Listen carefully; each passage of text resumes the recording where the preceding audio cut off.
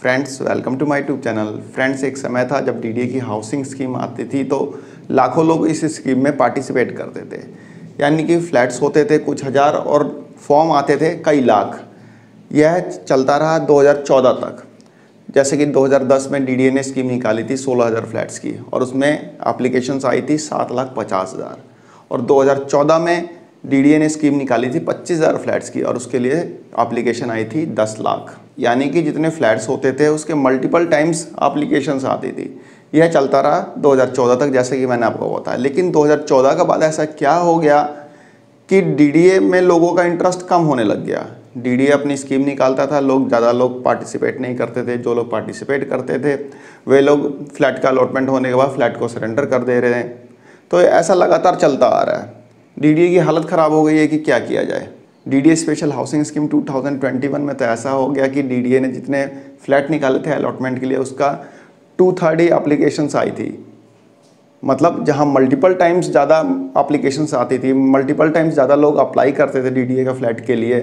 2021 में तो ऐसा हो गया कि उसका जितने फ्लैट थे उसका 70% ही एप्लीकेशंस आई थी। उसके बाद डीडीए ने first come first serve scheme निकाली, जिसमें कि डीडीए को 8,500 फ्लैट्स बुकिंग के लिए डीडीए ने रखे थे अलग अलग स्टेज में। यह स्कीम निकली थी सितंबर में और चलती रही 10 अप्रैल तक। लगभग 7 महीने में डीडीए के लगभग 2,500 से 3,000 फ्लैट ही बुक हो पाए। उसमें भी मैक्सिमम ईडब्ल्यूएस कैटेगरी के फ्लैट्स रहे।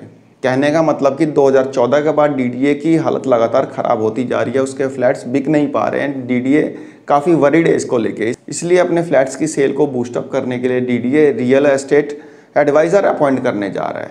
जी हाँ फ्रेंड्स, अपनी सेल को बूस्टअप करने के लिए डीडीए को एक अलग से रियल एस्टेट एडवाइज़र अपॉइंट करने की ज़रूरत पड़ गई। डीडीए ने इसके लिए टेंडर भी फ्लोट कर दिया। ये फ्रेंड्स दिखाता हूँ मैं आपको डीडीए का टेंडर, जिसमें कि डीडीए ने रियल एस्टेट एडवाइज़र को अपॉइंट करने के लिए टेंडर निकाला है। फ्रेंड्स जैसा कि आप देख सकते हैं डीडीए ने एक टेंडर फ्लोट किया है।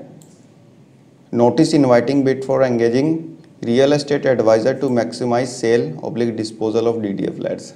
यानी कि डीडीए के जो फ्लैट्स हैं उनके सेल को बूस्टअप करने के लिए डीडीए ने रियल एस्टेट एडवाइज़र को एंगेज करने के लिए या फिर अपॉइंट करने के लिए ये टेंडर निकाला है। ये टेंडर 19 जून को निकाला है और इसकी प्री बिड मीटिंग जो है 23 जून 2023 को हुई थी। टेंडर सबमिट करने की लास्ट डेट 29 तारीख है और टेंडर ओपनिंग डेट भी 29/6/2023 ही है। ये टेंडर 85 पेजेस का है। अब इतना तो टाइम है नहीं कि इसको पूरा आपको पढ़ के दिखाऊं, लेकिन आपको इसके सब्जेक्ट से आइडिया लग ही गया होगा कि ये टेंडर किस चीज़ के लिए है। फ्रेंड्स डीडीए जो रियल एस्टेट एडवाइज़र जो अपॉइंट करने जा रहा है उसका फ़ायदा क्या है? अब क्या फ़ायदा रहेगा? डीडीए फ्लैट ही ठीक नहीं बनाएगा तो रियल एस्टेट एडवाइज़र करेगा तो करेगा क्या? अब डीडीए नाले के बगल में फ्लैट बनाएगा तो रियल एस्टेट एडवाइज़र उसमें क्या करेगा? वो कैसे उस सेल को बूस्टअप करेगा? जैसे कि द्वारका सेक्टर 19B के फ्लैट्स नाले के बगल में है, कोई नहीं खरीदेगा, जो खरीद रहा है उसको सरेंडर कर दे रहा है, तो उसमें एडवाइज़र क्या करेगा?